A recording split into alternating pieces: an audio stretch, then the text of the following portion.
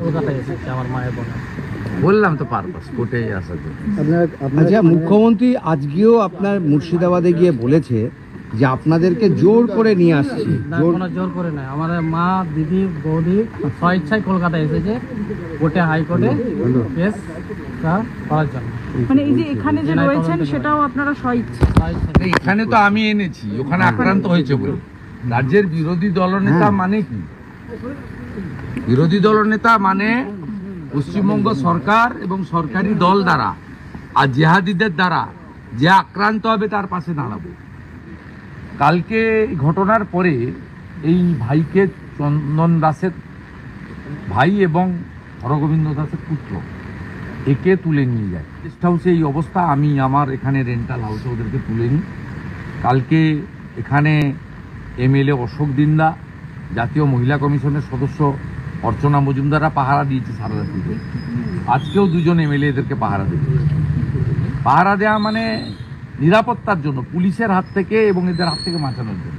কারণ কালকে বিকেলবেলা সেকেন্ড হাফে হিয়ারিং আছে এদের কেসে। এদের সপরিবারে এরা কোর্টে থাকতে চায়, লয়াররা করবে, এদের যে মনোনীত লয়ার, তো এরা থাকতে চায়। এরা বিচার পাওয়ার জন্য কলকাতা উচ্চ আদালতে এসেছে। একে দিয়েও ফলস কমপ্লেন স্টেটমেন্ট করিয়েছিল। ইতিমধ্যে একটু আগে ও স্টেটমেন্ট ভিডিও করে ছেড়েছে, আপনারা পেয়েছেন। আমাকে রাত্রি 11:30টার সময় ঘরে আবার নিয়ে আসে, যে সিকিউরিটি রাখে। আমি কোথাও পেচ্ছাপ করতে গেলেও আমার পেছনে সিকিউরিটি থাকে, পিছে টয়লেট করতে গেলেও আমার পেছনে সিকিউরিটি থাকে, বাড়িতে কোনো কাজ করতে গেলেও আমার পেছনে সিকিউরিটি থাকে, আমার মিসেসেরও পেছনে আগে সিকিউরিটি থাকে। এইরকম করে টর্চার করছে আমাদের। না, কিন্তু আপনাকে দিয়ে কি লেখানো হয়েছিল? লেখানো হয়েছে কি এইগুলো দাম দাও, এইভাবেই করো, কিডন্যাপারি করো, এইসব করো। আমি তো কিডন্যাপে কোনো কিছু করিনি।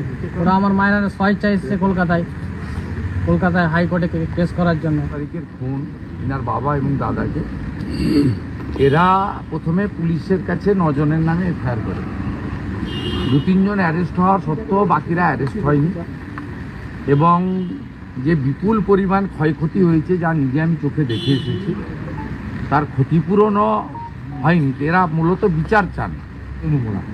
যে সাহায্য কলকাতা হাইকোর্ট কম্পেনসেশন করার জন্য তারা যে 3 কমিটি করেছে, জাতীয় মানবাধিকার কমিশন, স্টেট রাজ্য মানবাধিকার commission, state legal services authority, এই 3 জনের প্রতিনিধি যে কম্পেনসেশন রেকমেন্ড করবে, কোর্ট যে কম্পেনসেশন স্যাংশন করবে, আমরা অধিকার আদায় করব। আমরা কারো দয়া ভিক্ষা নিতে রাজি নেই, বিশেষ করে পশ্চিমবঙ্গ সরকারের।